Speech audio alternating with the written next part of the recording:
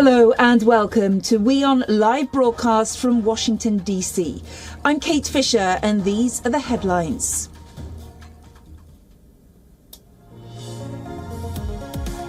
Former Pakistan Prime Minister Imran Khan has been hit by a bullet at a rally in Pakistan's Punjab. He sustained leg injuries. His aides are also injured. His party claims at least one worker is dead in the attack.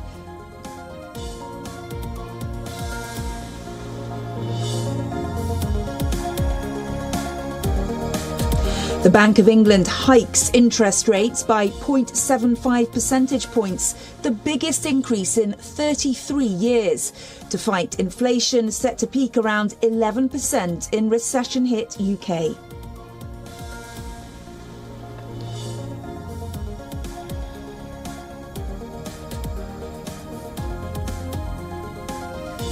The Kremlin says Russia is yet to decide if it will extend its participation in the Ukraine grain deal that expires later this month.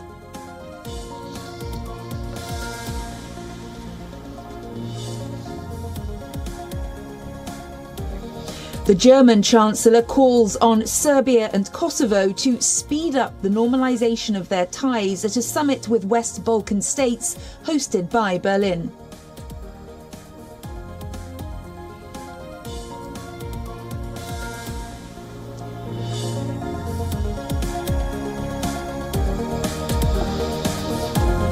Pyongyang says that the US and South Korea have made a very risky and wrong decision by extending Air Force drills, and they will come to know what a terrible mistake they've made, claims North Korea's state news agency.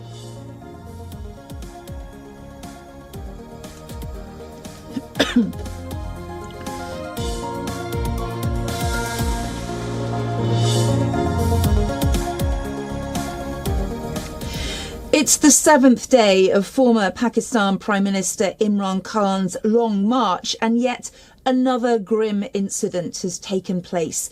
There's been a firing at the rally, which has left Imran Khan and 9 others injured and 1 dead. Imran Khan has been shot in his foot. He was seen attempting to walk despite being shot at before he was escorted away to Lahore in a bulletproof car. Imran Khan's party has said that he's out of danger. The PTI chief was travelling on his infamous rally vehicle across Wazirabad when the shooting took place. Those injured include Imran Khan's close aides and one of his managers. In light of the incident, Prime Minister Shehbaz Sharif has called a high-level meeting seeking details from Punjab police. PTI leader Imtiaz Mahmood has said that a protest will be held in Lahore's Liberty Chowk against the attack on Imran Khan. India's Ministry of External Affairs has also said that it is keeping a close eye on the incident. Well, for more on this, we have WION's Pakistan Bureau Chief Anas Malik.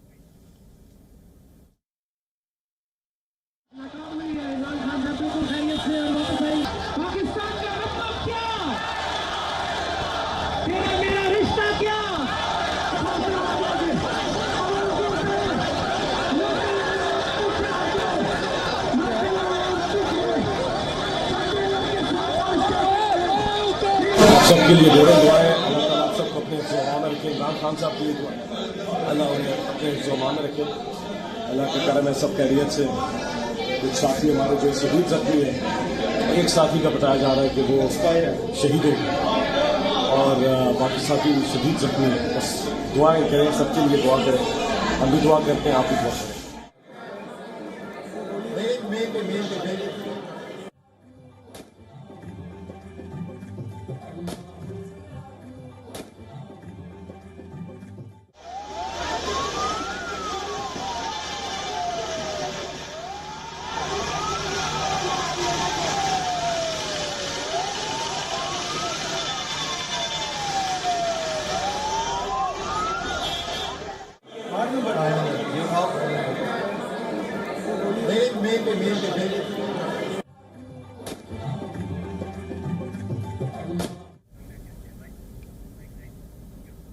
Let's get some reaction now from journalist Imtiaz Tun.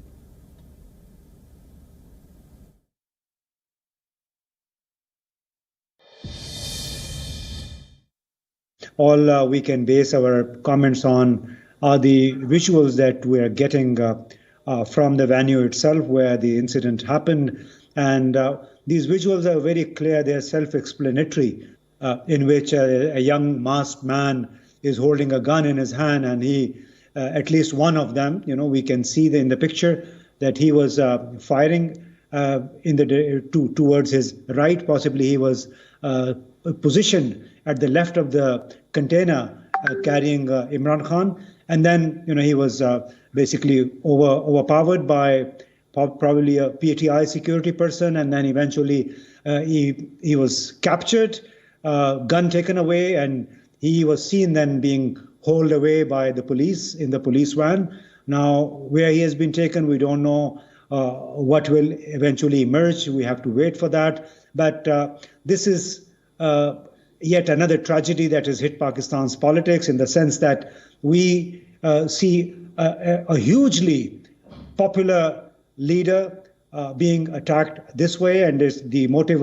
seems to have been very clear: to injure him, to hurt him, as well as to disrupt the long march that he has been taking out of Lahore, and with the intention of camping somewhere outside Islamabad in the coming days. So this is the latest that we can speak about, and the country has been hit by a huge wave of anger and grief after hearing and watching this live on television. Well, as we continue to monitor this breaking news story, let's also get some reaction and input from journalist Dr. Hamid Khan.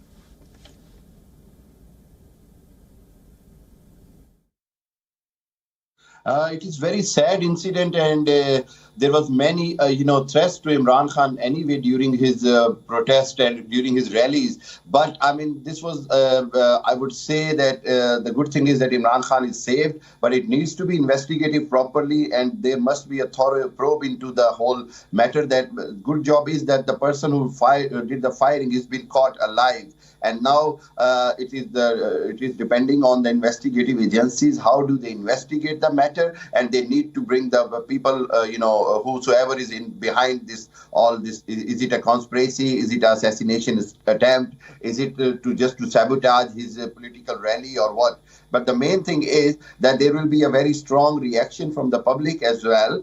That people are, at the moment, people are demanding for the new general elections. I think Imran Khan would come up with his own version and would speak that he will continue his demand for the general elections, and he would continue his political struggle. But it is going to be a matter in the courts as well, that would the court allow him to carry on his long march or not? Would the Interior Ministry would allow him to carry on his long march or not? And how the Punjab government, where Imran Khan is in power, how would they investigate the whole matter? Let's now go to WION's Pakistan Bureau Chief, Anis Malik, who is live in Islamabad. Anis, what more can you tell us about this attack and the condition of Imran Khan? Well, Kate, we've just heard from the hospital that is treating the former Pakistani Prime Minister Imran Khan. Its CEO, Dr. Faisal Sultan, who's a trusted aide of Imran Khan, and he was also the former health minister, has put out a statement, and he said, and I quote, Imran Khan has been moved to the Shaukat Khanum Memorial Cancer Hospital, where his treatment has started. A team of expert doctors are looking after him, who are currently examining the nature of his wounds, whether that the bullet is still inside the body or has it exited. It is still being determined, unquote. So this is what we have heard from the hospital. What we know is that he was driven from Wazirabad to Lahore. He was given initial first aid by the rescue authorities, those who were traveling with him as part of his entourage during this anti-government rally, or the Real Freedom Rally, the final call as he says it.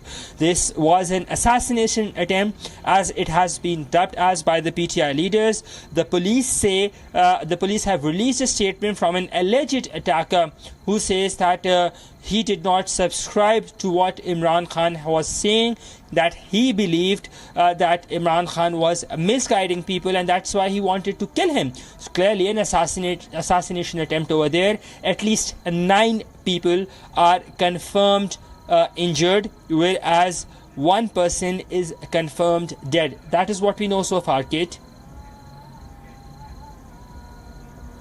Really quite terrifying, and clearly doctors still working on Imran Khan, not sure yet as to whether the bullet remains in his body or not.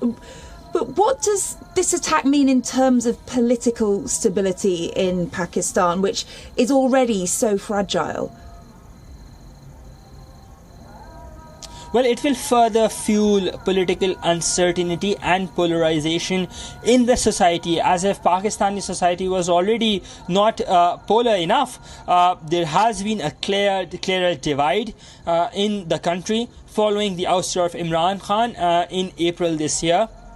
He successfully managed to build a narrative around that he was ousted from power through unfair means, and that that's what the incumbent government came in as a result of a quote-unquote foreign conspiracy, and that he refers to them as an imported regime. So with such acts or such attempts, it would further polarize the environment. It would further give fuel to chaos in the country, and we're seeing that following this assassination attempt, as it's being dubbed, we've seen protests taking place across the country, be that be in parts of Pakistan's biggest city, the port city of Karachi, be that be in Lahore, where he's currently being treated at, not far from where I am in Rawalpindi.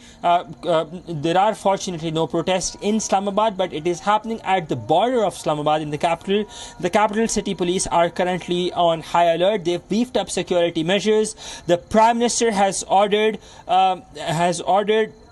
an investigation, has sought a report.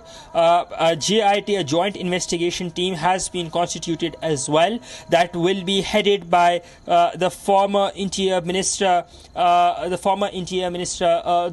incumbent interior minister. In fact, as I talk to you, I'm reading from the notification, and it says that an inquiry team has been formulated, which is being headed by the incumbent interior minister Rana Sanallah himself.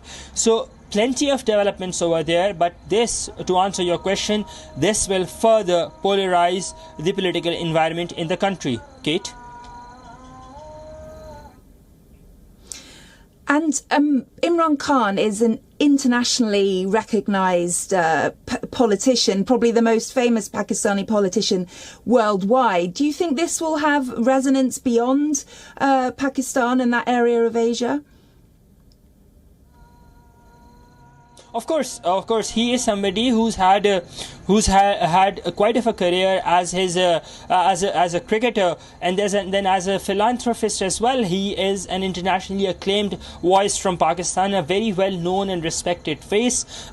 So of course, this would be having greater ramifications, not just for Pakistan, and it would be but beyond, and the Western world would be raising questions or pointing fingers pertaining to the safety and security arrangements in the country, something that Pakistani government, irrespective of whosoever is in power, has been harping and harboring about, that the security situation has improved. Just recently we saw the heinous murder of a critical Pakistani journalist, Arshad Sharif, that too in Kenya. Arshad Sharif had left the country, though a lot of questions were raised and fingers were pointed at his murder as well. Imran Khan said that he was one of the people who had advised Arshad Sharif to leave the country as well. And time and again, Imran Khan himself had been putting this out, that his life continues to remain under threat, that he continues to not be safe. And today we heard in that bite from which has been released by the police of one of the alleged attackers, where he says that he wanted to just assassinate Imran Khan for the fact that he did not subscribe to his political agendas or to his political narrative. So of course this would have far-reaching implications, not just for Pakistan, but to Asia and beyond. Kate? Anis Malik in Islamabad, thank you so much for bringing us the latest on this breaking story.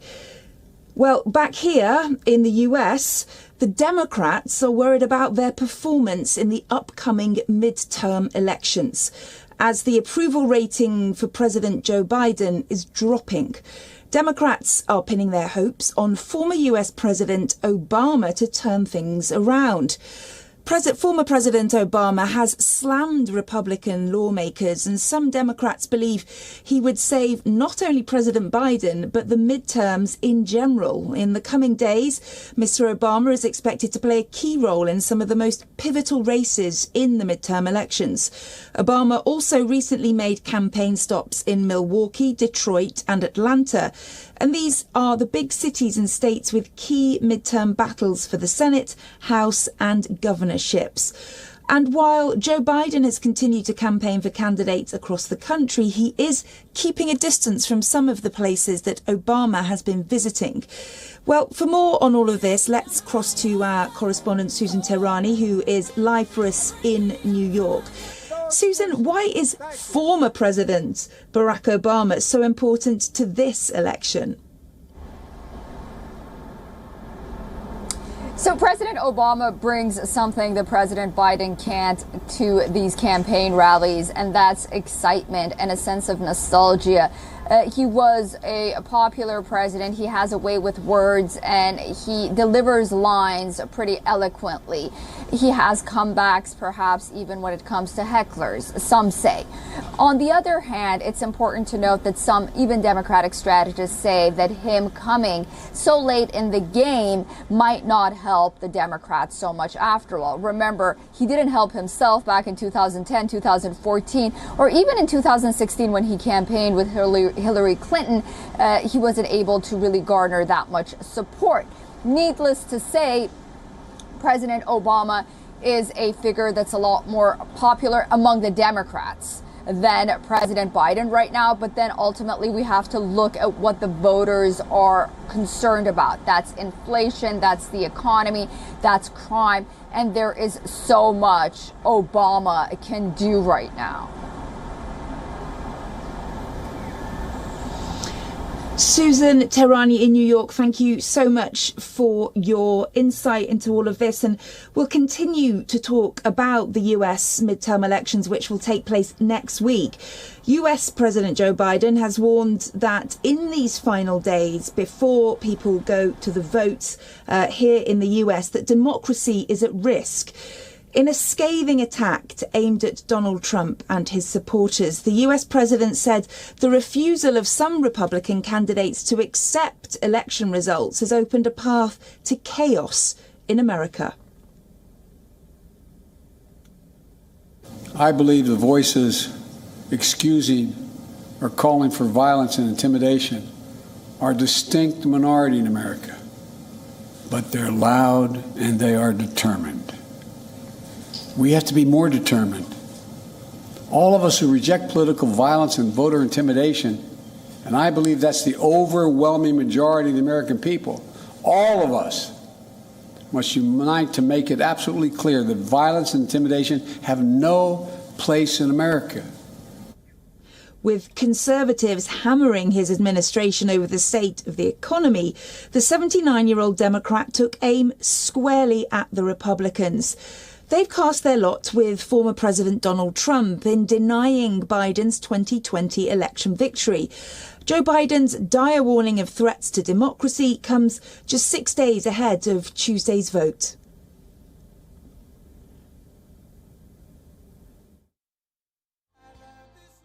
We don't settle our differences in America with a riot, a mob, or a bullet, or a hammer.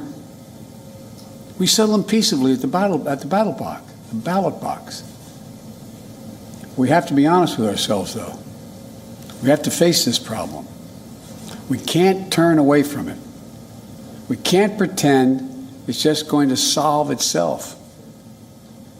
There's an alarming rise in the number of our people in this country condoning political violence or simply remaining silent, because silence is complicity.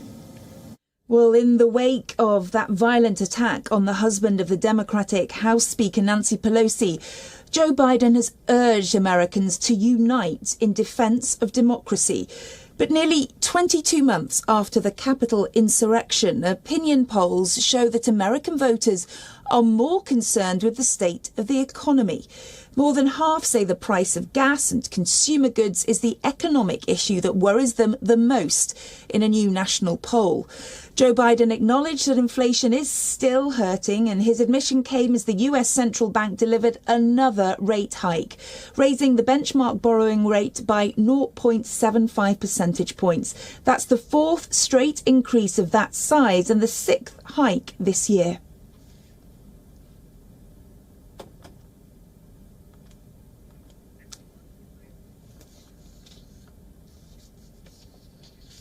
Wall Street conglomerate Morgan Stanley is expected to begin a fresh purge of staff by laying off employees as the deal-making business takes a tough blow. In a hostile climate of rising inflation and an economic downturn, the bank under James P. Goman is taking strong measures to get rid of redundant staff. The cuts will predominantly come from capital market teams in Hong Kong and mainland China. The rest are expected to come from teams focusing on China business, both on and offshore. The targeted layoffs in Asia Pacific come in response to the strict COVID-19 restrictions in China, affecting capital markets and merger and acquisition activity.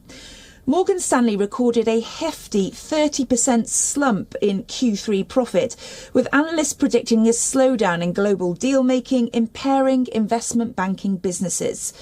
Other major reasons for layoffs could be a slowdown in listing of companies and merger and acquisition activity. Such transactions involving China have plunged 35% year on year to $266 billion until September this year.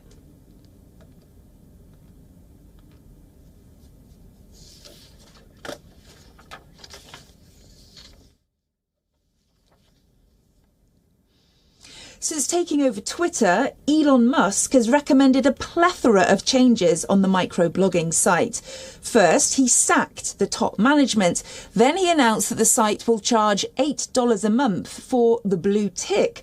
And now reports suggest that Musk plans to cut around 50% of Twitter's workforce.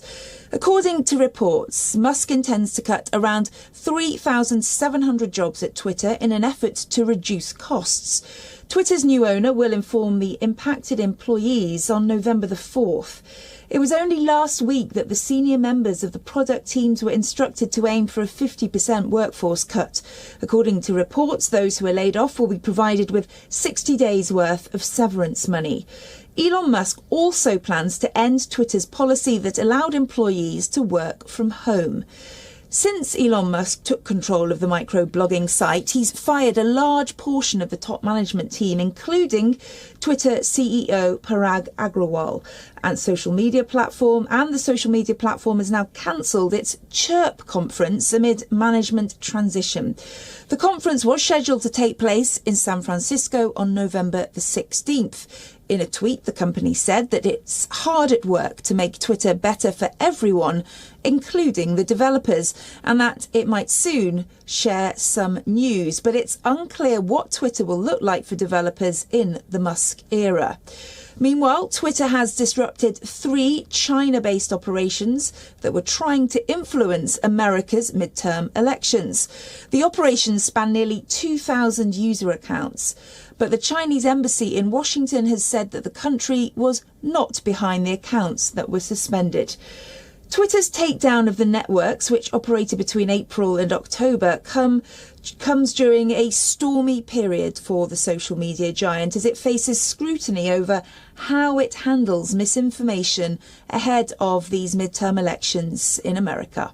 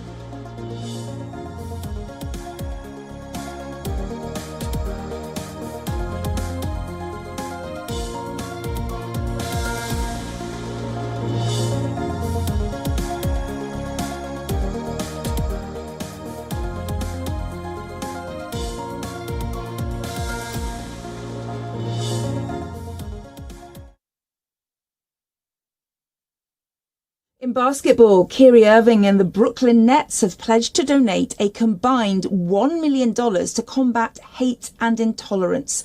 It comes after the Brooklyn Nets star was criticised for promoting an anti-Semitic film last week. The seven-time All-Star tweeted the link to a film which has been described as being full of anti-Semitic disinformation. The synopsis on Amazon says the film uncovers the true identity of the children of Israel. Irving eventually deleted the tweet, but only after a huge backlash, which also included criticism from the team's owner. There was also a protest against Irving's tweet during the Nets game against Indiana Pacers on Monday. The Nets and Irving have now released a joint statement and confirmed donation of $500,000 each to the Anti-Defamation League, an organisation which fights anti-Semitism. Irving was quoted in the statement saying, "I oppose all forms of hatred and oppression and stand strong with communities that are marginalised and impacted every day. I am aware of the negative impact of my post towards the Jewish community, and I take responsibility. I do not believe everything said in the documentary was true or reflects my morals and principles. I meant no harm to any one group, race or religion or people." Well, Irving has been at the centre of multiple controversies over the last few years. The 30-year-old has refused to get vaccinated against COVID-19 and recently shared a clip of conspiracy theorist Alex Jones. He's also supported the idea of the Earth being flat.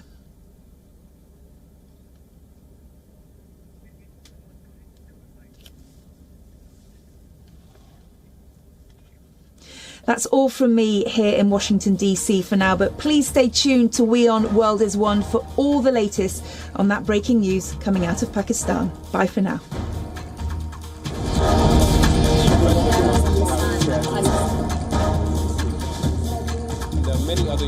This is right, Arab.